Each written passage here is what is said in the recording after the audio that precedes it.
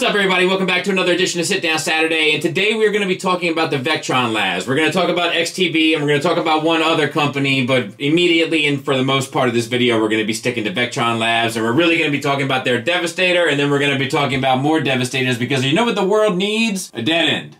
I'm kidding, but not.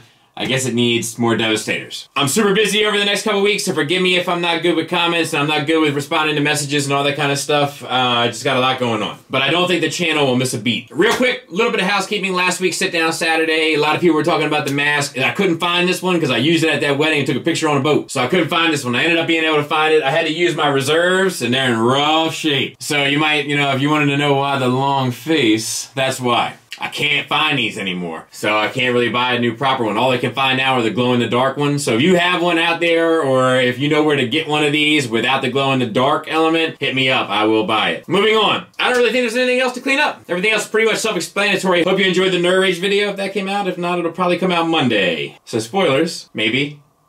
I don't know. Let's talk about Vectron Labs. So we're going to go through the history of what they've kind of revealed and how they've kind of rolled it all out, which is equally as bizarre as a lot of the choices they've made throughout. But this comes from a convention reveal of a Devastator that they have planned. And the only other thing that they've announced is a Megatron. And many people have suggested it's a slow build, but from the very first teaser they put out, they say it's not, pre-orders won't be available until 2022, summer of 2022. So I think they're kind of on schedule if they continue upon this schedule, which it seems as though they may. I scoured a lot of the threads for this, so you might see some pictures that you posted in there. There was some good information in there along with the nonsense this time, so that was nice. There was a fair amount of nonsense, don't get me wrong, but there was some good information in there as well, so cheers to that. So let's go ahead and we'll start off here by just going through who Vectron Labs are, what they have shown us, and the order in which they have shown us, and what information they have given us in regards to it. Let's get started. So for what it's worth, this actually has a fairly short history, and they've been fairly prolific in starting to getting the word out there, especially when compared to a lot of other companies that do the same in terms of reveals and then updates. Of course, nothing's ever fast enough for our community, but this only goes back to October of last year, where they announced that they're doing a Devastator. Of plastic and metal, you might say, with electronic lights and sounds. And they say that the pre-order is coming summer of 2022, which we are entering. The image that they show is a mocked up New Age Devastator with kind of some bizarre Photoshop embellishments. And the next thing we get is an update in February of this year with artwork. Lovely artwork, but just artwork. Artwork that I may also add is more cartoon accurate than their actual designs. But we'll talk about that a bit later. We get another update that same month with what looks to be a 3D printed prototype of their scrapper, which has the name RINGHYO. I'm not even going to bother. But apparently has ties back to some of the packaging from the G1 toy in different countries that went under this name. You get to see the whole shebang here. And they also announced the combiner height, which they say is going to be 52.5 centimeters, which is right in line with most of our Masterpiece scale combiners. But later, they go to move the size from 52 centimeters to 62 centimeters, making him 24, almost 24 and a half inches, so almost 5 inches more than what has kind of previously been established as the Masterpiece scale. Come May 1st, we get some color images showing some alternate faces and how the figure will look, but nothing really mind-blowing. That is until they show off the leg mode, which is where this thing starts to go off the rails for me. So if you look at this, they're using parts forming, but they're using basically a casing that will go around the upper body and the middle body. What I think is going to happen is the lower part of the body will sort of accordion out on rails, not unlike drag strip from Fans Toys, and it will bend backwards to allow for the knee casing to go over top, and then there'll be another foot casing to go over top of Scrapper's upper body so that it will form this, which is their leg mode. And not too long after that, we get what looks to be an actual test shot from a mold, which is interesting and doesn't look bad to me, objectively. He's going to be about the same size as Grapple. We also get an announcement that there will be two different versions of the combiner. An alpha version, which will have more minimal parts forming and be more of a nod to the G1 toy, and a beta version, which is also shown in the teaser, but will have the more G1 tune style. Requires a additional parts forming in the foot and calf. They also say that they are really trying to capture the look of him from the '86 animated film, which I'm not sure if they're entirely successful with here, honestly, mostly because it looks better than the G1 animated film from what I can see, but it doesn't look as accurate. And that pretty much brings us to where we are. So it's kind of all over the place, twists and turns. It was a New Age thing, and then it wasn't a New Age thing, and then it was never supposed to be a New Age thing, and then they're going to do 2 different versions, and they're going to have a toy version. At one point, people thought it was going to be $300. Turns out it's not going to be $300. Like, it's all over the place. So this is me trying to make the most sense of it as possible.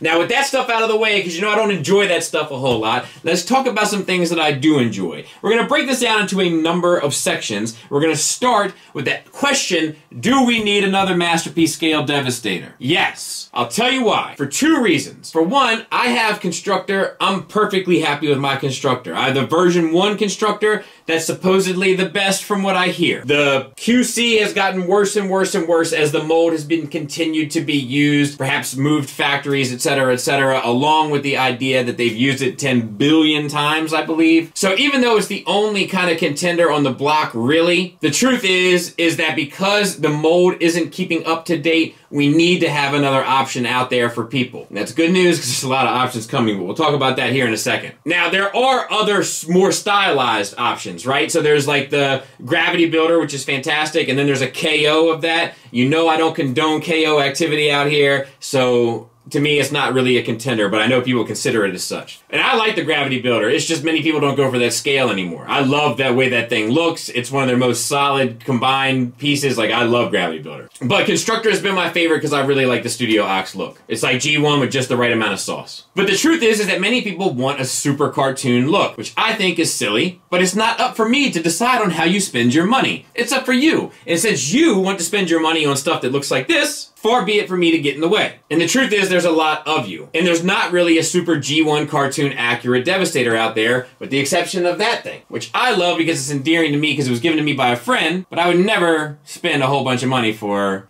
it to look like me. But a lot of people do, and there should be an option for those people. And those options are coming. But that is why we do need another Masterpiece Scale Devastator. Now, do we need 2? I don't know. Do we need we'll get there. So the other component of this is scale. They have made pretty ambitious claims that they plan on doing all of the combiners and they're starting a new scale. Let me tell you something, I don't believe that for a second. This thing is gonna be 5 inches larger than the current Toy World Zeta scale that Fans Toys is basically using, X-Transbots is basically using, and DX9 basically used. But this is going to be larger. So you either have to be A-okay with him being 5 inches bigger than the rest of your combiners, or you're gonna count on them to make all of the combiners, which very few companies have done. In fact, TFC may be the closest. It's no easy feat.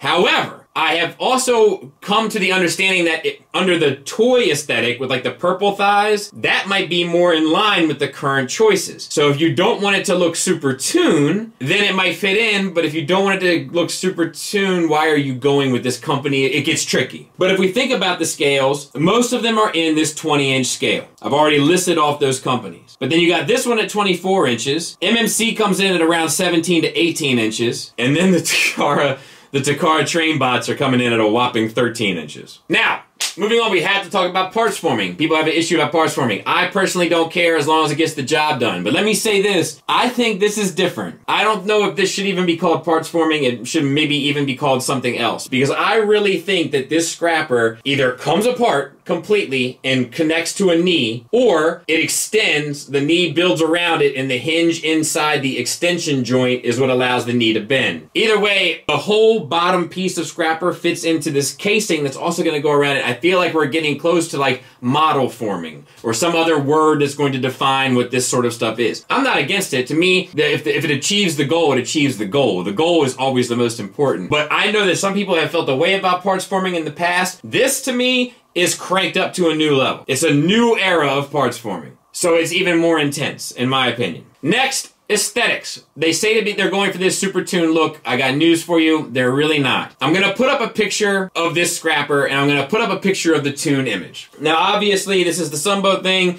It's not really a toon image. It's supposed to be a guide that the toon image used. Blah, blah, blah. we have to have some sort of base, otherwise we're just picking and choosing independent cells, right? Even if this is just a guide, it is the guide that was used. That matters. So if we look at this, if you look at like the shoulders, and if you look at the proportions, specifically in the lower body, how skinny the legs are and such, they're not the same. The Vectron Lab is beefier, which is fine. It also looks more intimidating, which I think is good, even though it's going for this super simple look. You see, I would argue that it's not really chasing toon aesthetics as much as it is just chasing simplicity. There's another thing in here with all these really square angles, and I was glad to see that somebody pointed it out in the thread, but we've also pointed it out on Shop Talk on Patreon. Those 90-degree angles of a lot of this stuff that people are doing to chase toon accuracy is not accurate. A lot of those angles are rounded and they get beveled off on the toys to try to illustrate it. But what we have here are these super angular things, and as a result, it ends up looking even cheaper, in my opinion. But obviously it's going for toon accuracy. Obviously I see the connection between the two. I'd certainly look at this and see the cartoon image of Scrapper in my head, but when I put them side by side, they don't really look identical because the cartoon looks stupid. Okay? We just remember it more fondly, which is great. And the last thing that I want to talk about here are options. So this is coming. This is going to change combiner scales. It's a new company. They're very ambitious. There's a lot of parts forming going on without necessarily the experience of engineering. There's a lot of things about this that set my spider sense off as a consumer. Now, at the same space, this is going to be competing with X-Transbots, which has set my spider sense off a fair amount of times in the past as well. However, at least they have a little bit of experience, and I know kind of what to expect with the individual bots. I might be in on the individual bots from them. I'm not decided yet. However, at least I know they know what they're doing in some capacity. This is all uncharted territory with Vectron Labs. And then lastly, the third element of this is, I don't know if you guys remember seeing, but there was a video of MMC's built-in-one combiners that circulated recently. And in it, at the very end, a giant foot comes down to fight Defensor. And I've often thought about this foot.